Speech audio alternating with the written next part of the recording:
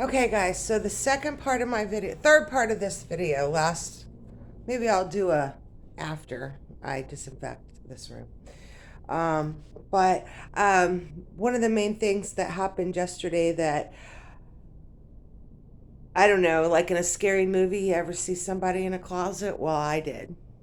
So I walked through this front door and I walk past the room and I see dishes. So I'm getting over the shit. I'm pissed off.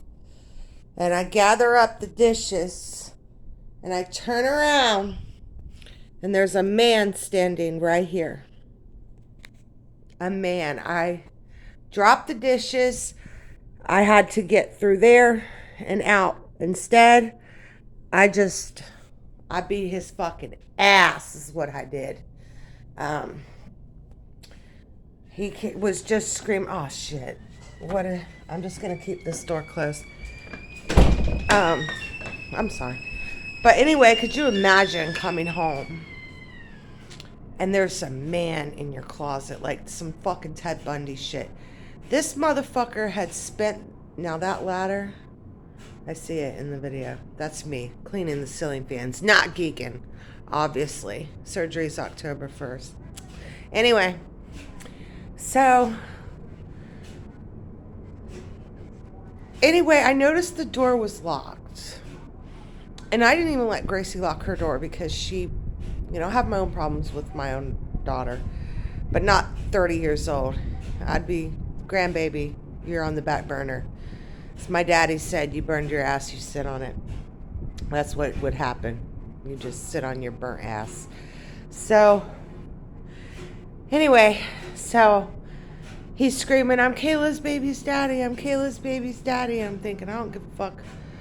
Like, I'm just thinking, kill him. She comes running up, he's still here. So, I guess she expected him to leave while I took her to probation because that's where we were. And he had spent the night in my house. So I slept in a house with a man and then there in her room, in that room, while she was having some more sex on my kids' stuff. It's disgusting, right? So he was supposed to leave my house door unlocked, take whatever he wanted. I was fucking furious in that video yesterday, but understand that I love her, but you got to go to rehab and you got to go to prison 7 years. She's facing 7 years. I don't think she needs 7 years. I think she needs maybe 4. And I told her when she went, you better take advantage of that shit. And I told her this before the showdown. When you go, it sucks, dude, and I'm sorry. But look at your life now. How's that working for you? It ain't. So take advantage of it. Get your teeth fixed. Get your education. And learn how to do hair or nails. You're going to have to open up your own fucking business when you get out. Nobody's going to hire you. You would have thought me being in such crime that, like, I love, trials and things. I would have looked her charges up, but I just knew she was a meth addict. And, one of the charges that stuck out was fentanyl, trafficking fentanyl. And I thought, fentanyl, like, if you touch it, doesn't it go through your skin and fucking kill you? My neighbor downstairs, he died of an overdose of fentanyl. It's bad. And I guess people are going to Mexico and getting their drugs really cheap, and a lot of it's fentanyl, or they're just lacing it. I don't know. I stick to the pharmacists and my doctors, and I'm basically off that shit. Thanks to my marijuana license, which, yes, I do have a marijuana license. And she said, well, you smoke marijuana. And I said, yeah. I'm also 46 years old, raised my kids in my own motherfucking house. It's a mess. I can't believe I'm, like, giving a spin. But I just wanted you guys to know, like, the backstory and, like,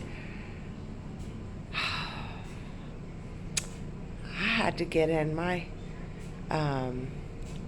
my Seroquel last night and sleep, because the image of him in that closet, like, I was freaking, like, I thought if anything ever like that happened to me, I would freeze and just be murdered. But I definitely went into survival mode. It was scary. Um, I did call the cops on them, and then they told me, they were like, if you were to have had a gun, and I don't have one on me at the time, he said if you would have shot and killed him, I would have went to prison, because she lives here and she invited him in my house to be careful. And I knew what I was getting into, but I didn't know I was getting to that. I just knew I was letting somebody live here.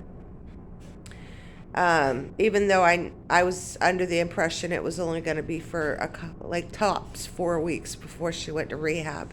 It's not fair to that infant baby in her belly to be tweaking out along with her. I made her watch a documentary.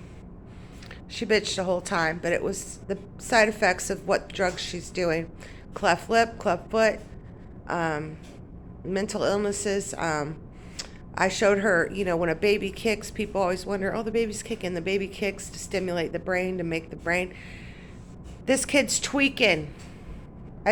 12 to 14 weeks, I don't know how far along she is. It's not fair. Mother to mother, human to human. I think you guys would have violated her too. But anyway, it's part 3. And part 4, hopefully, will be, my new couch will be here. And this room, my precious grandbabies. Oh, my babies. Mwah, mwah. I'm going to have to sanitize. And if my daughter finds out she was even here, because they didn't know she was here. My mom told me, if you let that girl move in, don't even call me. But I was like, oh, I got to do it. And I didn't tell my mom, and she will never know. Unless she watches this, and she won't. But anyway, thank you guys. And that's part 3 of methamphetamine. Those poor kids. And I did tell her, I hope the judge mandates your tubes to be tied, and I really hope he does. And I'm gonna mention that at the hearing when I take her blanket and give my testimony. Thank you. And I'm not pressing charges on her or anything. I'm more of a character, family. I've known her for 29 years. I'm more like, please give her some help. Give her some help. I'm not like, lock her up and throw away the key. That's not what I want. It's a real addiction, and it's really sad, and we love her.